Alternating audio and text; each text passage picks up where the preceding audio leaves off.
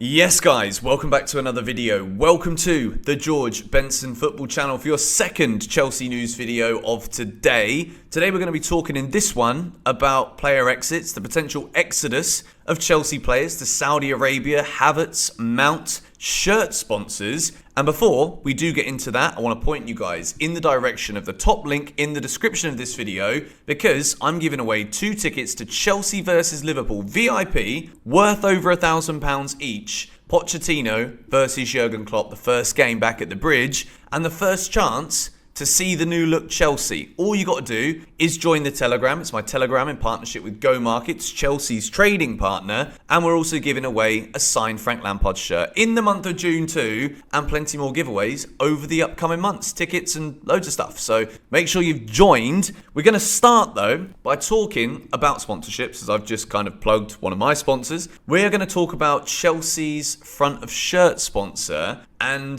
the debate right now about Chelsea being tone deaf, not being aware of the times, by taking a deal potentially worth £40 million from Stake.com, an online gambling firm, as opposed to the £20 million offered by German insurance firm Allianz. The Allianz one, I'm not going to lie, if we're talking pure aesthetics, it looks great. The Stake.com one, for whatever reason, it doesn't look as nice. But it's not about looking nice. That isn't the issue here that has raised many different questions, many different conversations from other Premier League clubs, other football fans, Chelsea fans saying, well, if the Premier League have banned gambling company logos to be on the front of shirts from the 25-26 season, then isn't it a bit insensitive? Isn't it tone deaf? Isn't it a bit like against the times and the movement of the times for Chelsea? Well, here's the thing, okay? Maybe my opinion on this one is biased because it's my opinion for a start, but also I do gamble. I gamble not every week, not even every month. Sometimes I'll go like a year without even placing a bet, but once in a while, I put on an accumulator. I also work with gambling firms. I was on the Last Man Standing show for a year. I have a partnership with Parimatch, who have also been partners of Chelsea over recent times. So for me to sit here and be like, this is awful, it's tone deaf, just go along with the mainstream media and say what everyone else has been saying because that's the popular thing to say. I can't do that and be transparent and honest with you guys, my audience. So that may have upset some of you. At the same time, I understand the bigger picture of this. I understand why Chelsea are coming under scrutiny. I understand why it may also be seen as insensitive, but on the flip side of this coin, Stake.com are offering double what Allianz have offered Chelsea. It's a couple of weeks to go now until the beginning of the season, and we still don't know who's going to be on the front of our shirts. Why is this a problem? Well, we still can't sell shirts. Chelsea need to make money. This is a business. This is a football club, and we want people during the pre-season tournament in America. We want people at the start of the Premier League season at that Chelsea-Liverpool game to be wearing our shirt. And at the minute, we haven't even signed the flipping deal for who the sponsor's going to be. So Chelsea want to get this done quickly. I understand the bigger picture behind why this could be seen as very insensitive from Chelsea. I do get it, but it's just not in alignment with the way I feel personally. And that's for selfish reasons. And I hope you guys can also respect that because I've tried to bring both sides of the balanced argument here to this. And Chelsea will make double the money from this. So I understand it from a Chelsea business perspective. But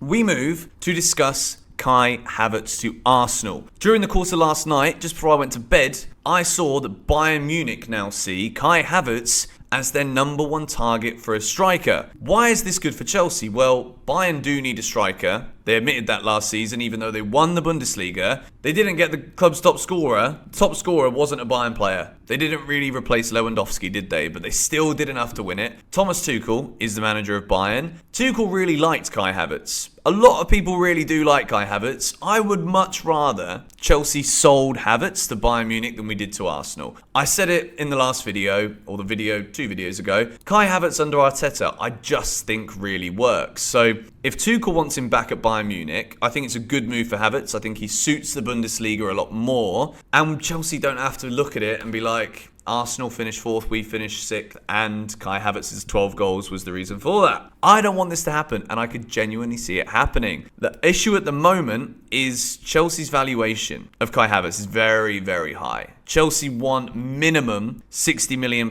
We really want to make £75 million back, which is about the amount we paid for him. when you include the add-ons on top of the €80 million initial fee that was reported before. When we look at the fact that Chelsea may make the same amount of transfer fee back or a similar amount to Havertz, for me, that Champions League goal will actually put him, even though he's not really been the player Chelsea thought he was going to be, if we make the same money back, I think Havertz will go down in a lot of Chelsea fans' memories as being a good signing, in my opinion. As weird as that may seem, because I've slated him all year, and I think rightly so, that goal is immortalised in Chelsea folklore. And if we don't lose massive amounts of money on it, and we still have that goal to look back on, cool. I hope he goes to Bayern Munich. Arsenal are still very interested. They want to get this done. But Bayern now reportedly see Havertz as their number one target because he can do both 10 and 9.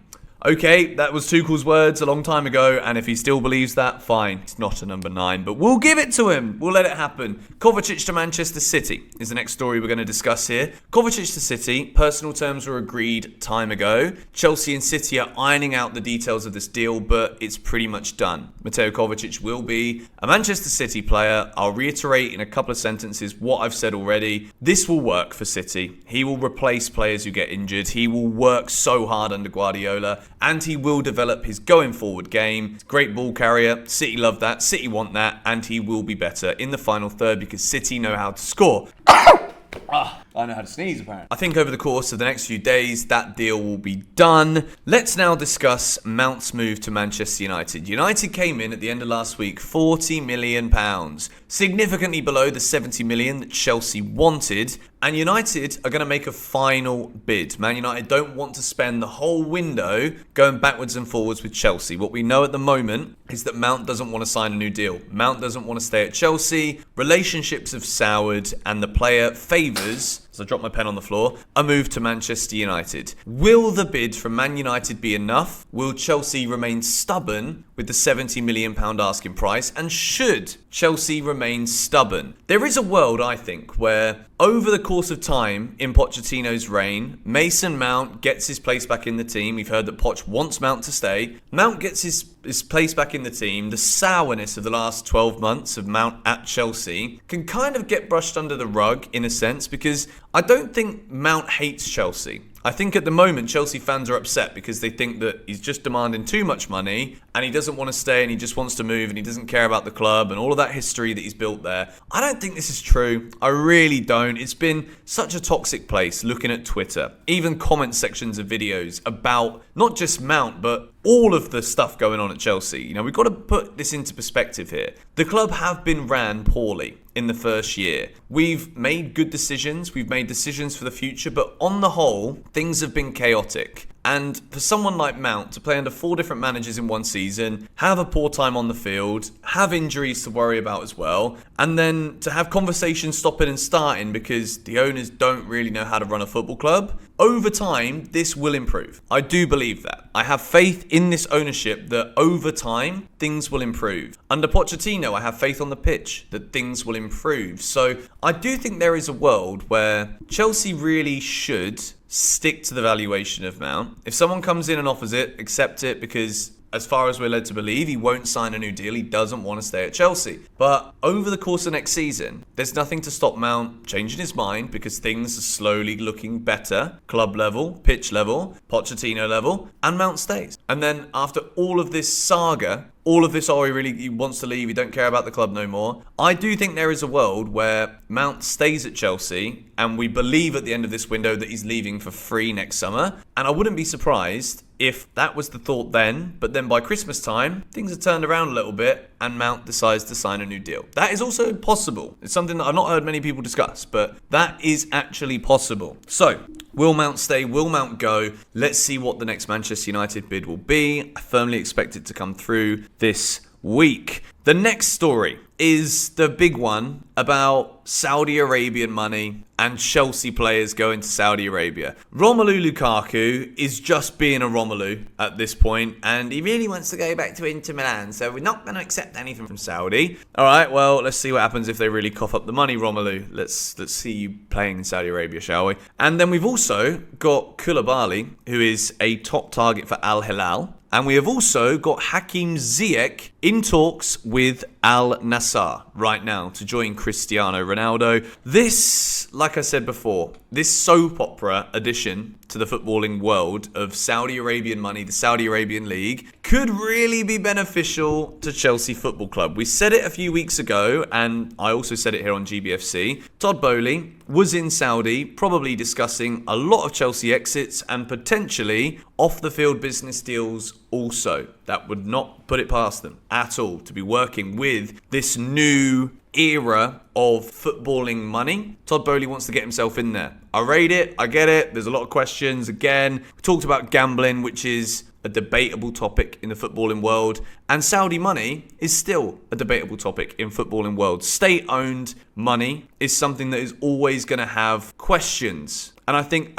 in football terms, we've gone past the point now where we can do anything about it. I think as soon as United get bought by the Qataris, that's it. There's zero ways back. And if you're unhappy about it, you're just going to have to lump it or find another sport. And unfortunately, I think that is the reality of where we're at. If Chelsea can profit this summer, Ziyech gone, Lukaku may be gone, Mendy may be gone, Koulibaly may be gone, I think this is great. I really do. I think Kalidou Koulibaly is wanted by Inter Milan as well, but they got no money. I can see Koulibaly going to Saudi Arabia. I absolutely see Ziyech signing for Al Nassr, and I see many more moves to Saudi clubs, not just for Chelsea players, but across Europe as well. Going to wrap this video up for you guys here. I hope you've had a good weekend. I'm going to keep you guys up to date. Nicholas Jackson deal set to be done in the coming days. We're led to believe Chelsea are activating that release clause from Villarreal. Will we still sign another striker? And will we secure the Moises Caicedo deal? Stay tuned here on GBFC. Subscribe, turn on notifications so you don't miss anything. Hit the like button if you enjoyed today's video. And your thoughts, as always, in the comments down below. A couple of tentative topics today. So let me know your thoughts. I'd love to hear them. Come on, you Blues.